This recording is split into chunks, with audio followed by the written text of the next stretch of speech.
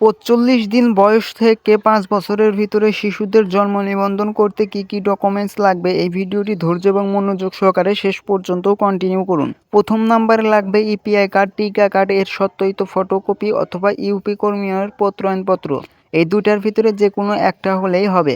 দ্বিতীয় স্টেপে লাগবে হোল্ডিং ট্যাক্সের পরিশোধের রসিদের ফটোকপি অথবা ইউপি ট্যাক্স পরিশোধের রসিদের ফটোকপি, অর্থাৎ আপনার বাসা বাড়িতে যে ট্যাক্স দেন তার রসিদের ফটোকপি অথবা বিদ্যুৎ বিলের ফটোকপি, এই দুইটার ভিতরে যে কোনো একটা হলে হবে। তৃতীয় স্টেপে লাগবে শিশুর পিতামাতার জাতীয় পরিচয়পত্র ফটোকপি অথবা তাও যদি না থাকে পিতামাতার অনলাইন জন্ম নিবন্ধন বাংলা প্লাস ইংরেজি, এই দুটার ভিতরে যে কোনো একটা হলেই একটা একটা করে ফটোকপি লাগবে। চতুর্থ স্টেপে লাগবে আবেদনকারী শিশুর 1 কপি পাসপোর্ট সাইজের ছবি লাগবে।